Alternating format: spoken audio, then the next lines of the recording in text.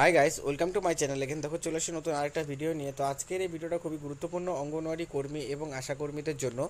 এই ক্ষেত্রে অঙ্গনওয়াড়ি এবং আশাকর্মীদের জন্য যে আপডেটটি রয়েছে, তোমরা জানো যে রিসেন্টলি ইলেকশন শেষ হয়েছে এবং নতুন সরকার কিন্তু গঠন করা হয়েছে।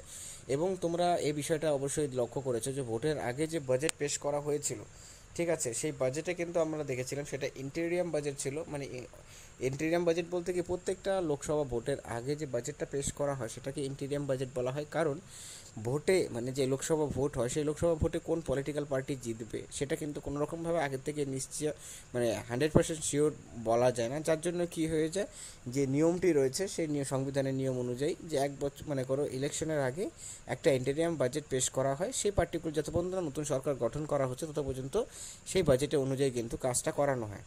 এবং তারপর ইলেকশন কমপ্লিট হয়ে গেলে পরে, তারপর যখন ইলেকশন কমপ্লিট হয়ে যাওয়ার পর সরকার গঠন করা হয়, তারপর কিন্তু ফুল যে বাজেটটি রয়েছে সেই বাজেটটি কিন্তু পেশ করা হয়।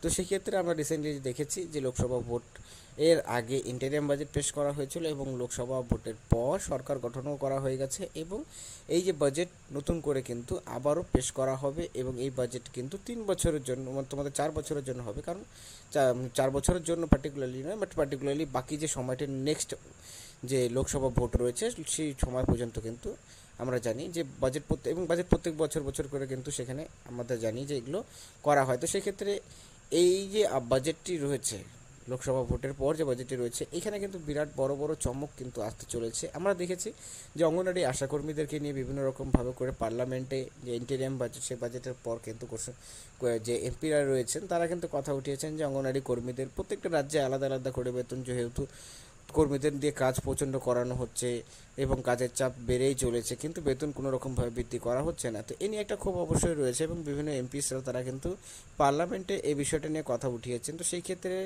রিসেন্ট যে এনডিএ সরকার গঠন করা হয়েছে, এনডিএ সরকারের উপর অবশ্যই এটা নিয়ে কিন্তু চাপ রয়েছে এবং এটা আশা করা যেতে পারে যে কেন্দ্রীয় সরকারের দ্বারা কিন্তু এখানে নতুন করে বেতন বৃদ্ধি করানো হতে পারে অঙ্গনারী এবং আশাকর্মী এবং চুক্তিভিত্তিক কর্মীদের। এবং এই যে বেতনটা বৃদ্ধি করার কথা বলা হচ্ছে, এখানে বেতনটা কিন্তু বৃদ্ধি হওয়ার পিছনে রিজন কতগুলো রয়েছে সেগুলো আমরা তোমাদের সাথে তুলে ধরার চেষ্টা করবো। কারণ 1 নম্বর পয়েন্ট হচ্ছে যে নতুন শিক্ষানীতি। তোমরা জানো যে ইলেকশনের আগে কিন্তু 2020 সালেই কিন্তু নতুন শিক্ষানীতি নিয়ে কিন্তু যে প্রেজেন্টলি যে এনডিএ সরকার রয়েছে তারা কিন্তু এটা চালু করেছেন। এই নতুন শিক্ষানীতি অনুযায়ী যে বলা হয়েছিল যে প্রত্যেকটা অঙ্গনওয়াড়ি কেন্দ্রগুলোকে আপডেট করা হবে এবং প্রি প্রাইমারিতে পরিবর্তন করা হবে। তো সেই ক্ষেত্রে এই যে প্রি প্রাইমারিতে পরিবর্তন করা হবে, তো সেই ক্ষেত্রে কিন্তু কর্মীদের কাজের চাপ অটোমেটিক্যালি এখানেও বেড়ে যাচ্ছে। তো এই যে বিষয়গুলো, এগুলো চালু করতে গেলে পরে কিন্তু, এবং তারপর যে পোষণ টাকার অ্যাপসের জন্য যে কর্মীদের ইনসেন্টিভ দেওয়া হচ্ছে সেই ইনসেন্টিভটাও খুব কম। এবং এছাড়াও কর্মীদের বিভিন্ন রকম যে স্মার্টফোনের কথা বলা হয়েছিল 10,000 টাকা করে দেওয়া হবে, কিন্তু ফলস্বরূপভাবে আমরা দেখেছি যে তারা কিন্তু এখনও পর্যন্ত স্মার্টফোনের কোনো রকম টাকাই তারা পাননি। তো এইগুলো কিন্তু অবশ্যই একটা প্রেশার রয়েছে সরকারে। তো এইগুলো কিন্তু এই যে বাজেট রয়েছে সেই বাজেটে কিন্তু এগুলো ক্লিয়ারেন্স পাওয়া যেতে পারে বা এগুলো নিয়ে কিন্তু ঘোষণা করা হতে পারে। আর এখানে যেটা জানা যাচ্ছে যে অঙ্গনওয়াড়ি কর্মীদেরকে নিয়ে কিন্তু একটা বড়সড় ঘোষণা এবার কিন্তু কেন্দ্র সরকার করতে চলেছে। কারণ লাস্ট 2018-তে এ নিয়ে কিন্তু কর্মীদেরকে নিয়ে তারা কিন্তু ঘোষণা করেছিলেন। তো এইবার যেহেতু একটা প্রেশার রয়েছে, একদম চাপ রয়েছে, সেক্ষেত্রে অবশ্যই অঙ্গনওয়াড়ি কর্মীদের কিন্তু বেতন বৃদ্ধি হতে চলেছে। এখন কোশ্চেনটা রইল কত টাকা করে বেতন বৃদ্ধি হওয়ার সম্ভাবনাটা রয়েছে। তো দেখো, বেতন বৃদ্ধি হওয়ার সম্ভাবনা রয়েছে যে এর আগে 1,000 টাকা করে হয়েছিল, এখানে কিন্তু 1500 থেকে 2,000 টাকা মতন কিন্তু বেতন কর্মীদের বৃদ্ধি করানো হতে পারে। বাট সেটাও কোনো রকমভাবে শিওরিটিভাবে বলা যাচ্ছে না। কিন্তু 1,000 টাকা করে যেহেতু বেতন আগে বৃদ্ধি করা হয়েছে, তার থেকে কম কিন্তু আর হওয়ার চান্সেসটা নেই। সেক্ষেত্রে 1,000 টাকা বেশি কিন্তু কর্মীদের বেতন বৃদ্ধি করানো হবে। এক্ষেত্রে দেখা রয়েছে যে এই শুধুমাত্র বেতন বৃদ্ধি করানো হয় নাকি এছাড়াও আরও যে অনেকগুলো ডিমান্ড যে কর্মীরা রেখেছেন বিভিন্ন রকমভাবে করে, কোনগুলো তারা ফুলফিল করেন, সেই বিষয়গুলোর উপরও কিন্তু আমাদের অবশ্যই নজর থাকবে।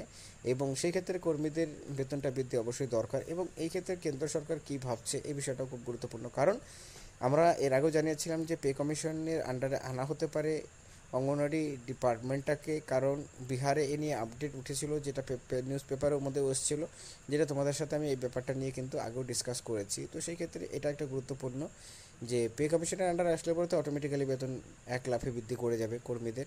বাট সেটা কবে থেকে লাগু হয় সেটাও একটা কোশ্চেন, আর কেন্দ্র সরকার সেটাকে লাগু করে কি করে